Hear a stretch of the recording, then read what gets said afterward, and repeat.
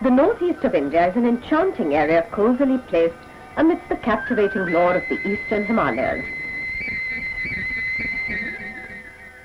Bounded by Bhutan, Tibet and China in the north, the region shares its eastern boundary with Burma, while Bangladesh and West Bengal constitute its south and western neighbors respectively. The region is placed at 90 degrees to 97 degrees longitude east and 22 degrees to 29 degrees latitude north. The temperature of the region varies from 17 degrees Celsius to 35 degrees Celsius, while humidity ranges from 75 to 95%. The region has some areas where rainfall is highest in India. The average annual rainfall varies from 80 inches to 120 inches from state to state. Comprising the 7 states of Assam, Arunachal Pradesh, Meghalaya, Manipur, Mizoram, Nagaland and Tripura, a large part of the northeast is hilly and covered with dense forests.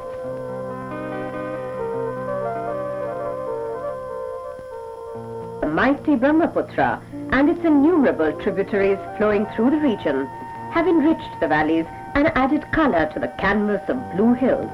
Winter, pre-monsoon and retreating monsoon constitute the major seasons in the region. The humid tropical climate has stimulated and nurtured the luxuriant growth of flora and fauna in the northeastern region. Flora and fauna is so diverse that it is considered to be one of the richest regions in Asia. The tropical vegetation covers a large area up to an elevation of 900 meters from sea level and spreads out to the Assam Valley, Tripura and the foothills of Arunachal Pradesh, Meghalaya, Mizoram and Nagaland. Northeast India is also the natural home for a large variety of flying insects in bright and fascinating colors. Scientists have classified butterflies and moths as insects under order Lepidoptera, which is derived from Greek and stands for the scaled wings. A number of Lepidopteran insects are of economic importance to mankind. Silk is one major item that man has successfully extracted from Lepidopteran insects. Moths can easily be identified from butterflies. While in butterflies, the antennae or feelers are gradually or abruptly clubbed at the extremity, they are not so in the case of moths. Again, a sitting moth keeps its wings spread horizontally, while the butterfly keeps them vertically up. The inhabitants of northeastern India, particularly those belonging to Tibeto-Burman and the Indo-Mongoloid stock, have successfully domesticated some species of moths. Belonging to the Lepidoptera of Saturnidae family, this variety is called Philoxenia racini Hutt, the most familiar moth which yields airy silk, popularly known as Burman silk or Endi or Airy. Airy culture is not an organized commercial activity like mulberry silkworm culture as practiced in southern India.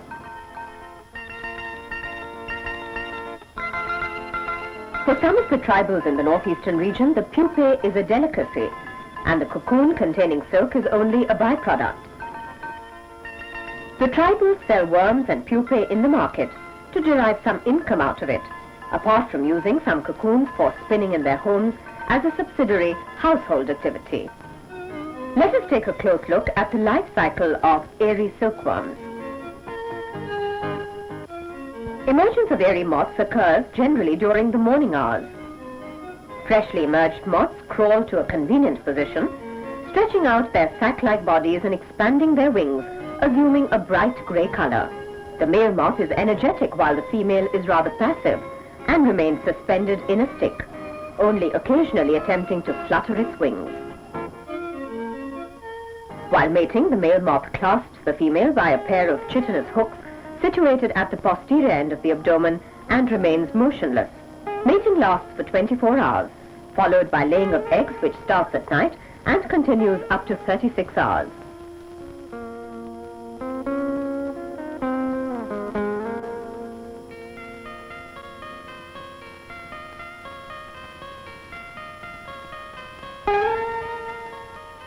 The traditional wearers usually tie the female moth to a bundle of straw known as kurika with a string of thread so that the eggs are deposited safely.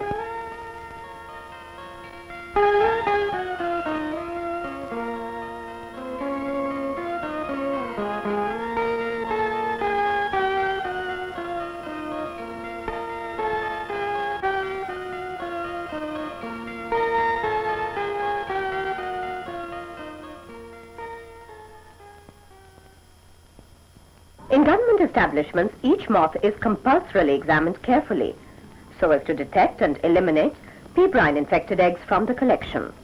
The diseased moths and eggs are removed, and only those which are healthy are retained for further rearing. The eggs have an incubation period that generally ranges from 8 to 22 days, depending upon the season. Hatching normally takes place between 6 to 10 in the morning.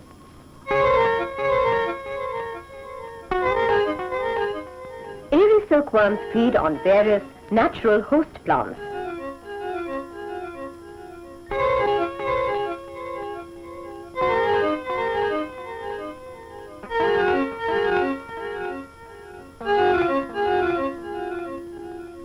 The primary food plants are castor and kesaru, which are grown in plenty in the Brahmaputra Valley and its surrounding foothills.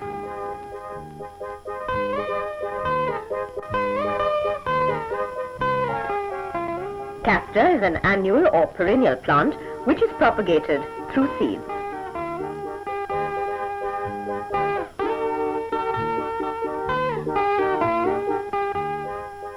Castor seeds are sown in early spring or late autumn, and spacing is kept at 1 meter to 1.5 meters apart, which is considered ideal.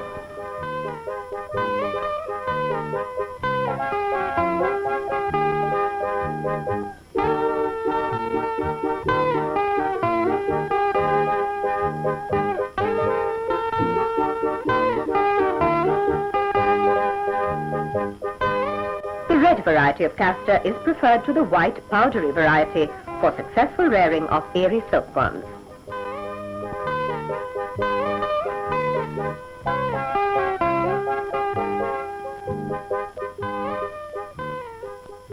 Kesaru is an evergreen tree which is cultivated and also found in nature. Kesaru is propagated through seeds and cuttings. The main stem is pruned after 3 years at a height of 1.5 meters so that the lateral shoots can grow only up to a manageable height. Kesaru-fed Aerie cocoons are small but compact. Tapioca is a secondary food plant used as a substitute, particularly when there is shortage of primary food plants, and the tuber is used for human consumption also. Other secondary host plants include payam, barkaseru and papaya. Aerie silkworms are reared up to a third instar in trays and kept horizontally so as to ensure uniform growth of the worms. During the last 2 instars, the larvae are reared on hanging bundles of castor or kesaru leaves tied on stalk, locally known as juka.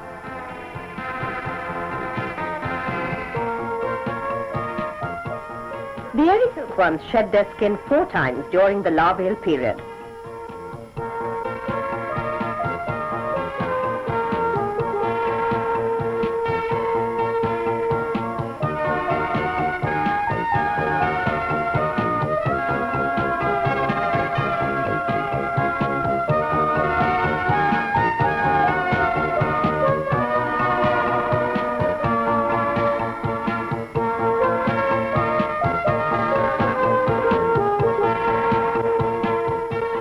The most delicate part in the life cycle of the Aerie silkworm is the molting stage, in between which the larvae feeds voraciously.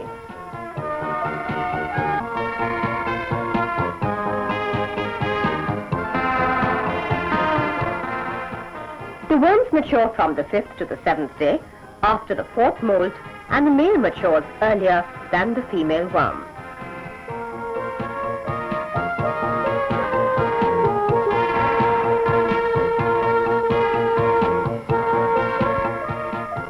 The worms, on attaining maturity, make a hollow sound when they are rubbed, and the color becomes translucent.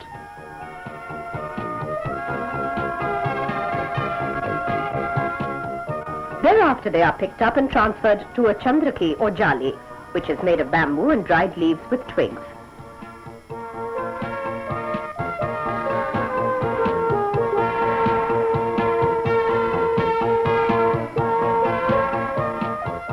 The worms start spinning cocoons in the jali or chandraki, which are harvested between the 5th and 10th days from the day of spinning.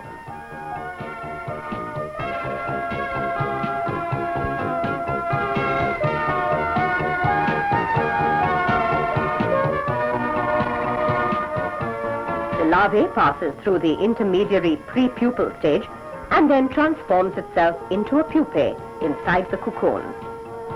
By another 2 to 3 weeks, depending on the season, the airy pupae transforms into a moth, ready to fly with its bright wings.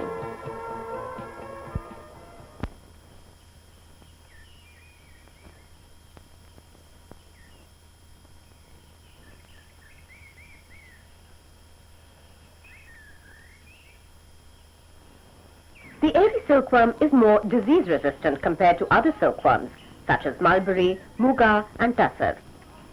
Yet a variety of factors could add up to make the airy silkworm suffer from a number of diseases, like flatchery, grassery, pebrine, and muscadine. Mixed food, overcrowding, weather fluctuations are the primary reasons for flatchery, which make the larvae sluggish. Grassery is a viral disease which may occur due to unhygienic rearing conditions.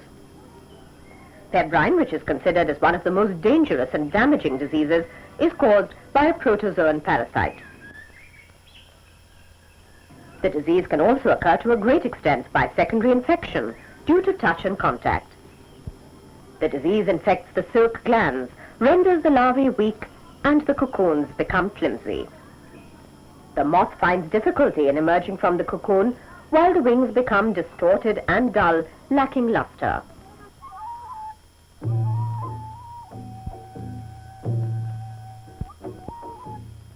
Agriculture is heavily concentrated in the Golpara and Kokrajhar districts of Lower Assam.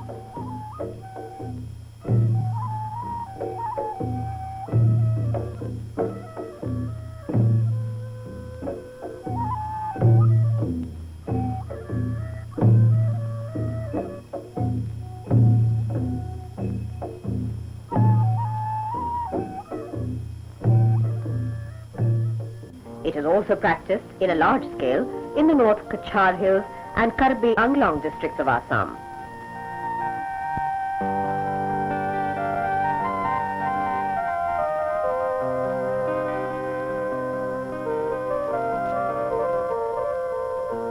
The other major airy growing areas of Assam are Kamrup, North Lakhimpur, Sitsagar and Darang districts.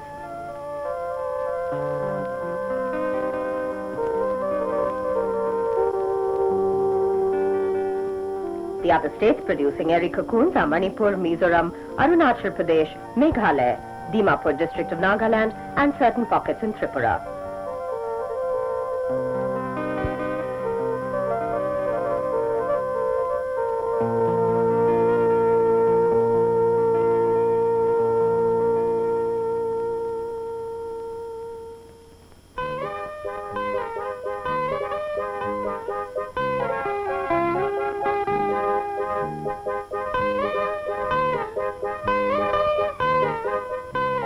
Agriculture is traditionally practiced in Assam, Manipur, Meghalaya, and in some parts of Bihar and West Bengal.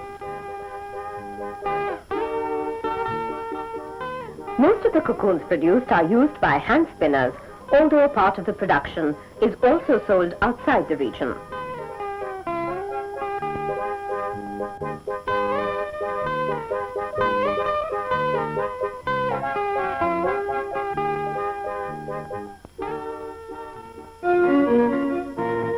The major selling and buying of cocoons takes place in the traditional weekly markets.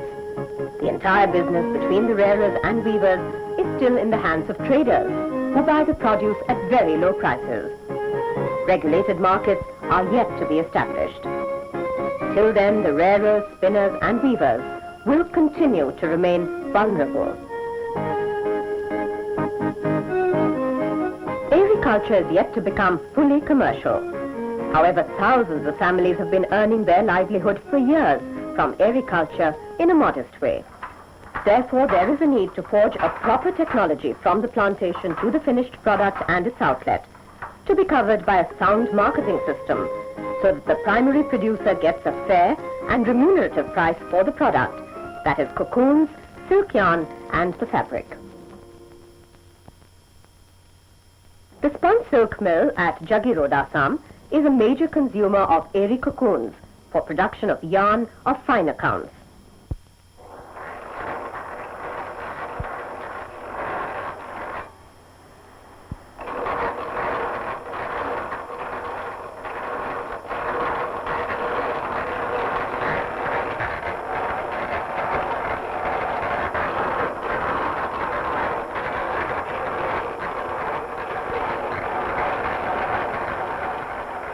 The mill has an installed capacity of 3,000 spindles of spun silk yarn and around 400 spindles for noil yarn.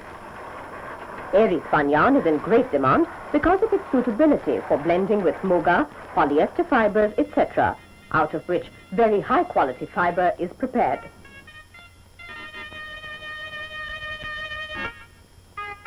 The Eri being an open-mouthed, it cannot be reeled like mulberry or muga silk yarn. Spinning is a must. Prior to spinning, the cocoons are degummed by boiling in a solution of soda or potash, or solution prepared from ashes of plantain leaves and paddy straw or wood ashes. Sufficient degumming makes the spinning process easy and smooth.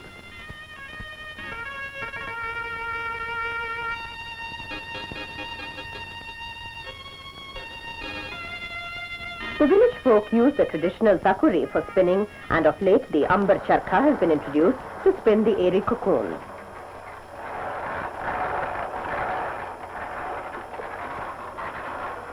The ambar charkha is found suitable for not only spinning of Eri cocoons, but also for production of yarn of various kinds.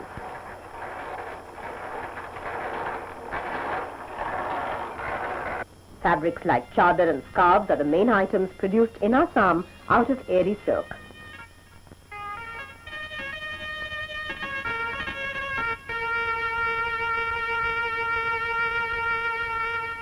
In Mizoram, a pioneering effort has been made to make Eri culture a viable economic proposition. The first step taken towards this goal is the diversification of the end products.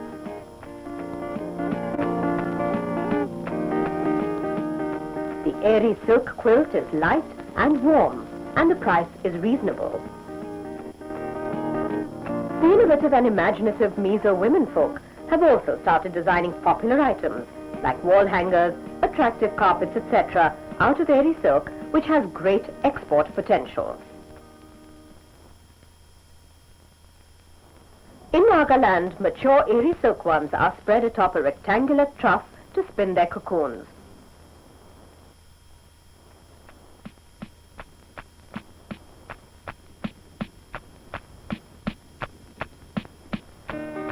They are periodically disturbed to change their positions, and within a couple of hours the silkworms weave an exquisite piece of fabric which no human or machine can ever create.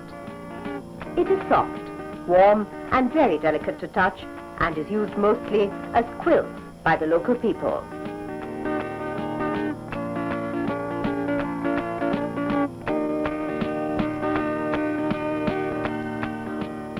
Eri culture has vast potential in the northeastern states of India. The production of Eri silk is estimated around 352 metric tons during 1985-86, which is approximately 5% of total Indian silk production. More than 90% of Eri silk is produced in the northeastern states of India, especially in Assam. During 1985-86, the Eri growing states registered a remarkable increase in Eri raw silk production. Having recognized the tremendous potentiality and importance of Eri culture in the northeast, the Central Silk Board established a regional research station in Assam in the year 1972. Situated at Titabar in Upper Assam, the research station is making useful contribution to Eri culture. A full-fledged research and training institute is being set up at Mendi Pathar in East Garo Hills of Meghalaya.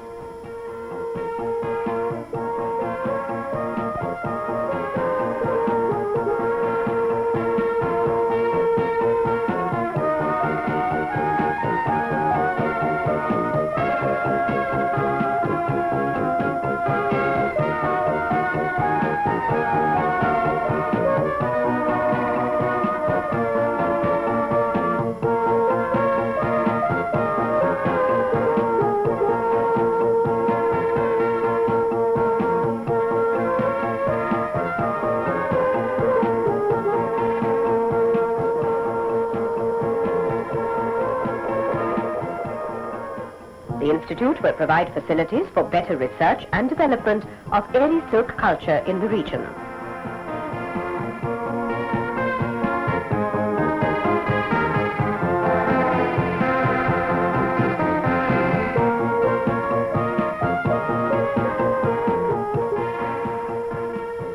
Agriculture is one of the oldest traditional subsidiary occupation of the rural people of northeastern region, especially amongst the tribals of hills and the plain areas. Agriculture is still practiced in a primitive way. It is yet to be organized into a full-fledged commercial activities. The Central Civil Board and the constituent state governments of northeastern region is going ahead with appropriate plans and programs which is bound to uplift the agriculture activity in the northeast. Board, along with concerned state government departments, prepares programs to extend necessary R&D support for agriculture. The Central Silk Board also organizes meetings, workshops and seminars from time to time to discuss various problems, as well as prospects of the airy silk industry.